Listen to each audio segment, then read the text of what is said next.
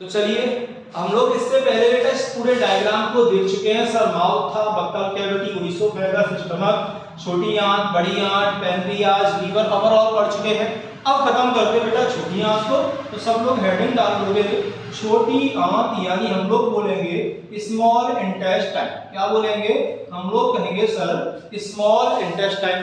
पहली बात तो ये है सर, छोटी आंत बोलने में छोटी है, रियल में कैसी है? बड़ी।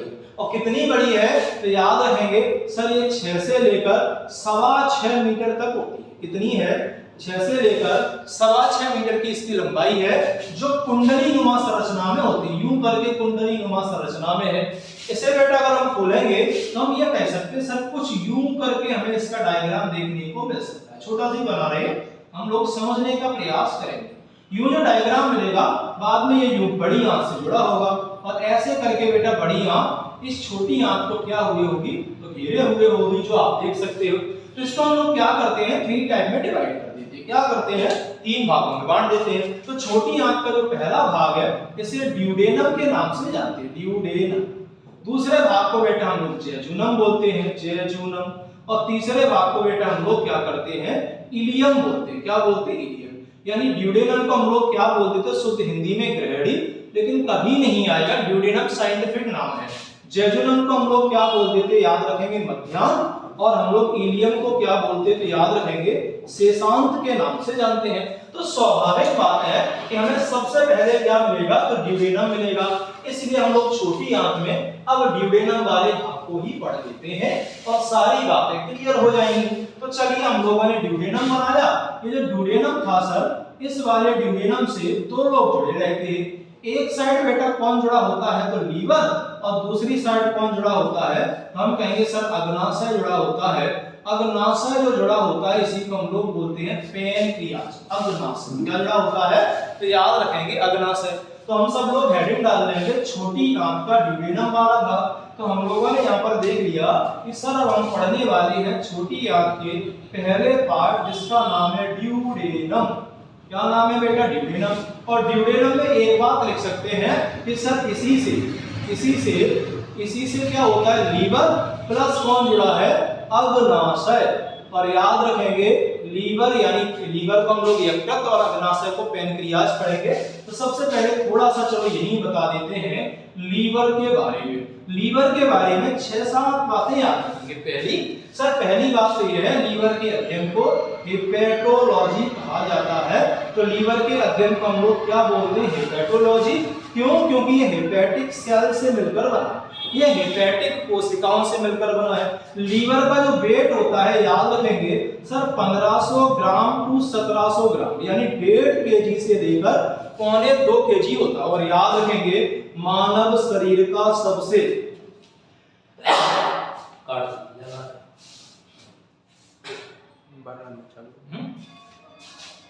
मानव शरीर का सबसे भारी अंग क्या है? तो याद रखेंगे लीवर। और आगे हम लोग पढ़ेंगे सर लीवर क्या है? एक ग्रंथि है।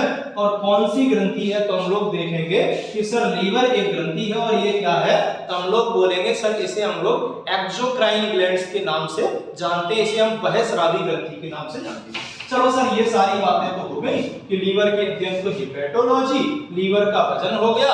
लीवर करता क्या है? तो लीवर क्या करता है बेटा? बाइल जूस का निर्माण करेगा। और बाइल जूस क्या करता है? तो हम लोग याद रखेंगे कि सर ये वसा को बदल देता है वसीय अम्ल में। और ये क्या करता है? फिजिकल डाइजेशन करवाता है, यानी भौतिक टुकड़े करवा देता है। और बाइल जूस वसा को वसीय अम्ल में बदल देता है। इस तरह से क्या होता है? तो याद रखेंगे सर इस तरह से वसा का भी पाचन होने शुरू हो जाता है। लीवर के कई कार्य हैं, तो याद रखना ये सबसे ज्यादा स्टोर करता है, यानी इसके पास सबसे ज्यादा संचित खाना होता है। तो सबसे ज्यादा स्टोर फूड किसके पास है? लीवर के पास। ये क्या करता है? विटामिन ए का निर्माण करता है, विटामिन ए को इकट्ठा करता है। और क्या करता है? तो सर हम कह सकते हैं इसका सबसे महत्वपूर्ण काम है यूरिया। यूरिया निर्माण भी कौन करता है? मतलब ये। और बाद में इसी यूरिया को हम यूरिन के माध्यम से क्या करेंगे? एक्सक्रीट आउट करेंगे, यानी कि इन्हें हम करवा देंगे बेटा बाहर। तो सारे काम किसने करवा दिए? तो लीवर ने करवाए। तो लीवर वेरी मोस्टेड इंपोर्टेंट तो हुआ, लेकिन ये लीवर में सबसे ज्यादा पाई जाती है पुनः निर्माण की प्रक्रिया। और सबसे जल्दी निर्मित होने वाला मानव शरीर का अंग भी कौन सा है? लीवर। तो चलिए हम लोगों ने लीवर को देख लिया। अब हम लोग क्या करते आते हैं अग्नाशय के पास।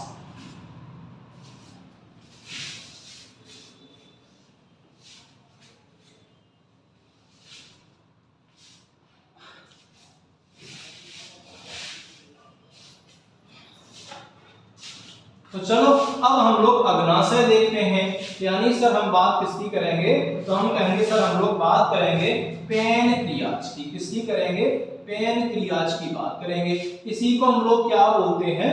अग्नाशय बोलते हैं। और सबसे मोस्ट बात यह है, इसकी खोज किसने की है? याद रखेंगे लैंगरहैंस ने की है। किसने की है? लैंगरहैंस। पैनक्रियाज कौन सा है? तो ये देख लो, ये हुआ था अपना लीवर, और लीवर के पास में क्या था? पित्ताशय, गोलब्लैडर। इसमें पित्तरस इकट्ठा होता है जिसे हम लोग बोलते हैं बाइल जूस। और ये है पैनक्रियाज। ये जो पैनक्रियाज है पत्तीनुमा संरचना होती है, और इसमें क्या करता है? यहाँ पर ऐसे करके एंजाइम और हार्मोन्स होते हैं, जिसे लैंगरहैंस की दीपिका के नाम से जानते हैं।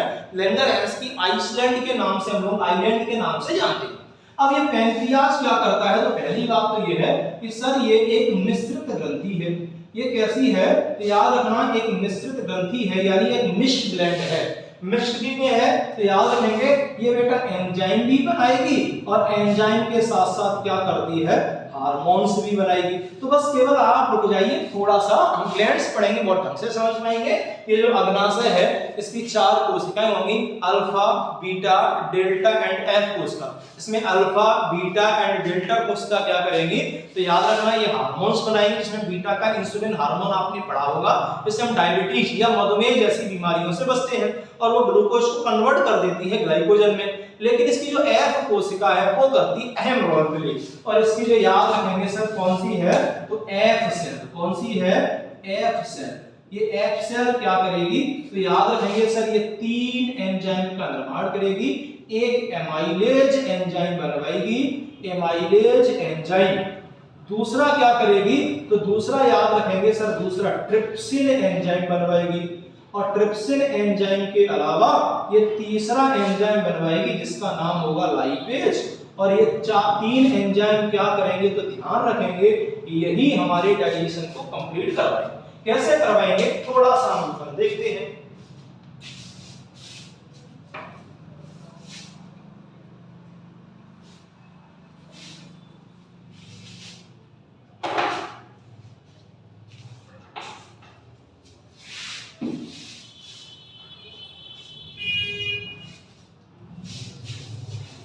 तो चलिए शुरू कैसे करवाएगी, चलिए हम लोग देखते हैं। तो अभी हमने कहा सर हमारा पहला काम है, पहला काम क्या है सर? तो हमें इस कार्बोहाइड्रेट को चेंज करना है, और चेंज करके क्या बनाना था सर? ग्लूकोज। और इस ग्लूकोज को क्या बनाना था सर? ग्लाइकोजन। दूसरा क्या था? तो सर दूसरा हमने देखा सर हमारे शरीर में था प्रोटीन। प्रोटीन को क्या बनाएंगे? तो सर हम पेप्टोन बनाएंगे, और इन पेप्टोन को हम चेंज करके क्या बनाएंगे? अमीनो अम्ल। और इन्हीं अमीनो अम्ल को बेटा बोलते हैं अमीनो एसिड। तीसरा हम लोग क्या करेंगे? तो सर तीसरा हमारे पास था वसा यानी फैट। इसको किस में बदलेंगे? इसको बदलेंगे सर वसीय अम्ल में यानी फैटी एसिड में, और ये फैटी एसिड क्या होगा? तो बदल जाएगा ग्लिसरॉल। और अभी शुरुआत वाले से लेकर एंड तक हमने यही कहा था, भोजन के बड़े बड़े अणु का मतलब है कार्बोहाइड्रेट, प्रोटीन एंड फैट, और छोटे छोटे में लास्ट में कन्वर्ट करेंगे। अभी हमने देखा सर हमारे मानव के मुख में लार थी, लार में क्या था? तो हम लोगों ने देखा सर लार में टाइलिन एंजाइम था। ये समथिंग याद रखेंगे, अलग अलग बुक में अलग अलग मिल जाएगा। 70% क्या करती है? ग्लूकोज बनाएगी। अब हमारा पहला काम क्या है? बचे हुए 30 को करना। फिर ये तो सबसे पहले कौन आया? तो हम कहेंगे सर पैनक्रियाज। इसने अमाइलेज एंजाइम बनवाया, और ये अमाइलेज एंजाइम क्या करता है? बचे हुए 30% कार्बोहाइड्रेट को ग्लूकोज में बदल देता है। ये हो गया सर 100%, और इस 100% को क्या करता है? तो याद रखेंगे ग्लाइकोजन में बदल देता है, और कंप्लीट डाइजेशन हो जाता है किसका? कार्बोहाइड्रेट। तो कार्बोहाइड्रेट का कंप्लीट पाचन कौन करवाता है? एमाइलेज। एंड पार्शियल यानी आंशिक पाचन किसने करवाया? तो याद रखेंगे टाइलिन। टाइलिन कहाँ था? मानव के मुख में लारी ग्रंथियों ने बनाया। और ये वाला कहाँ है? तो पेनक्रियाज में। पेनक्रियाज में कौन बना रहा है? तो याद रखेंगे एफ कोशिका, अल्फा कोशिका।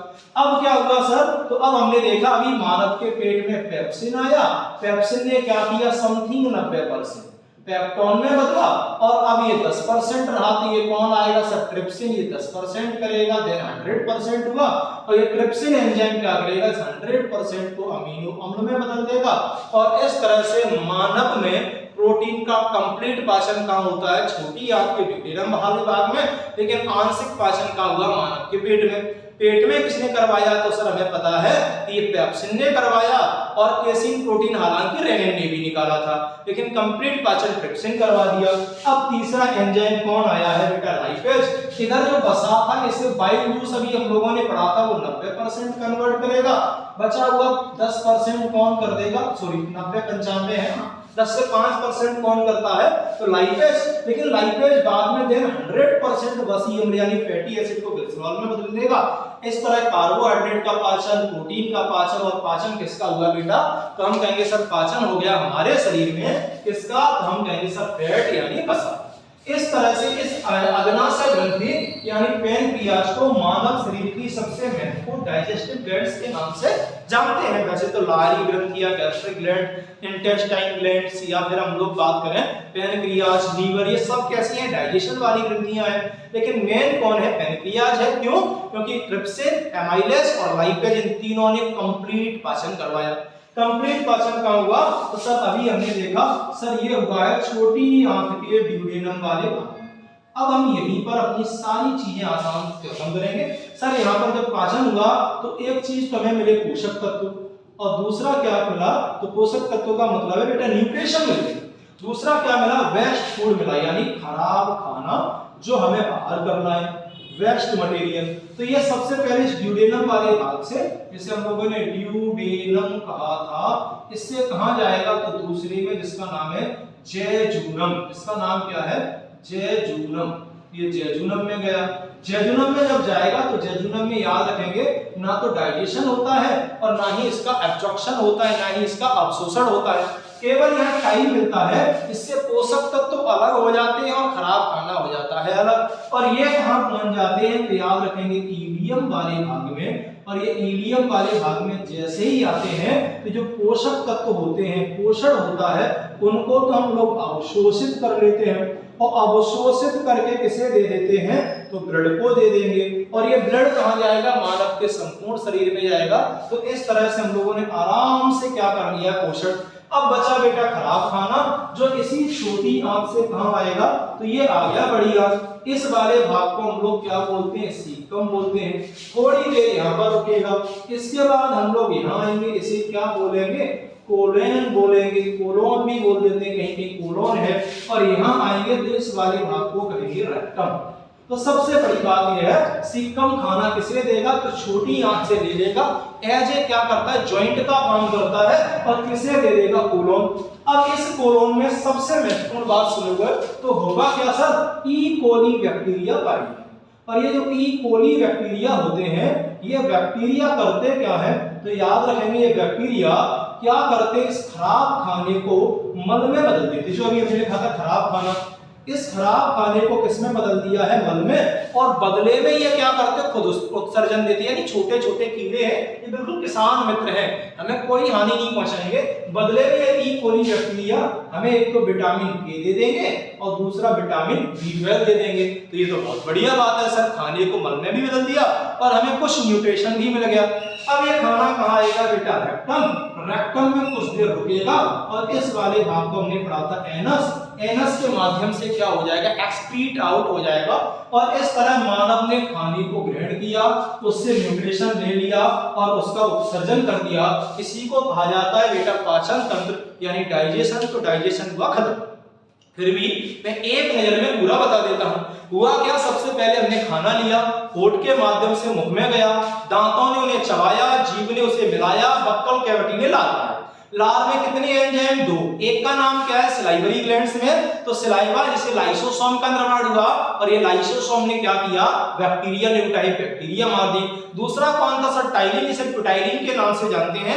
क्या करता है? कार्बोहाइड्रेट को बदल देता है किसमें? तो याद रखेंगे सर ग्लूकोज में। इस तरह मानव के मुख में कार्बोहाइड्रेट के पाचन की प्रक्रिया तो शुरू होती है लेकिन प्रोटीन या फैट के पाचन की प्रक्रिया शुरू नहीं होती।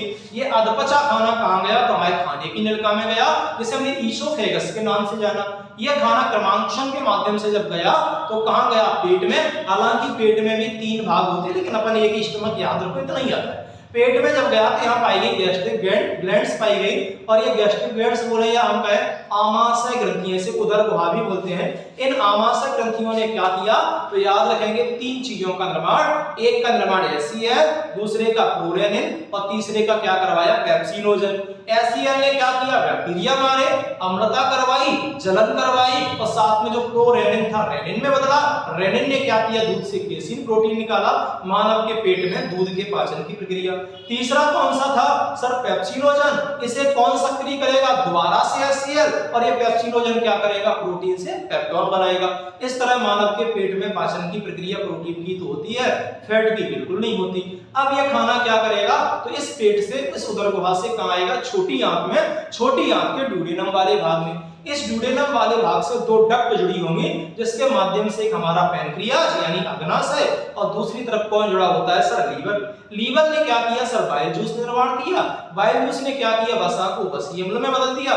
फिर आया पैनक्रियाज। कितने एंजाइम बनाए? 3, amylase, trypsin and lipase. Amylase ने क्या किया? तो सर हम कहेंगे जो कार्बोहाइड्रेट बचा था उसको 30% ग्लूकोज देन 100% ग्लाइकोज को किसमें बदल दिया? तो याद रखेंगे तो 100% ग्लूकोज को ग्लाइकोजन में बदल दिया। इस तरह छोटी आंत के ड्यूडेनम वाले भाग में एमाइलेज नामक एंजाइम क्या करता है?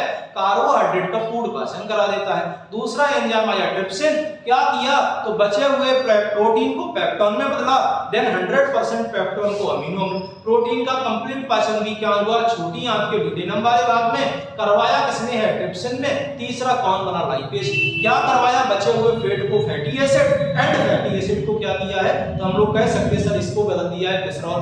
कंप्लीट पाचन बिल्कुल हुआ। कहां गए? छोटी आंत के ड्यूडेनम से हम गए जेजुनम वाले भाग में। न पाचन हुआ न अवशोषण हुआ, केवल पोषक तत्व ऊपर आए। कहां गए? इलियम में। लास्ट भाग था किसका भाग था? छोटी आंत का। जुड़ा किससे? बड़ी आंत। बड़ी आंत का कौन सा भाग? सीकम। या अच्छी चीजों को तो हम लोगों ने रख लिया, खराब खाने को दे दिया बड़ी आंत की किसको? तो हम कहेंगे सीकम। सीकम ने किसको दिया है? कोलोन। कोलोन में कौन था? ई कोली बैक्टीरिया। और इस ई कोली बैक्टीरिया में सबसे बड़ी बात क्या हुई पता है? तो सबसे बड़ी बात ई कोली बैक्टीरिया ने खाने को मल में बदला। बदले में क्या मिला? विटामिन के और क्या मिला? B12। इसके बाद हम लोग रेक्टम में आए, एनस के माध्यम से एक्सक्रीट आउट। एक बात याद रखना, ये सीकम है और ये वाला भाग जो दिखाई दे रहा है इसी को अपन अपेंडिक्स कहते हैं।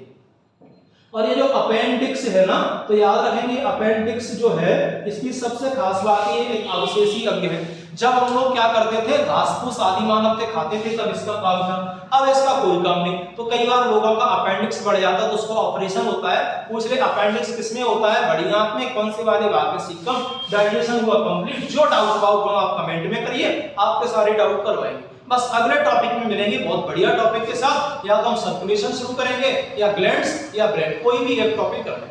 खासकर तुम्हें बायो में कोई विशेष टॉपिक पढ़ना हो तो आप कमेंट बॉक्स में बोल सकते हैं, मैं उस टॉपिक को करवा। जैसा भी लगा अपना विचार रखिए। नमस्कार। Subscribe now and press the bell icon. Never miss an update.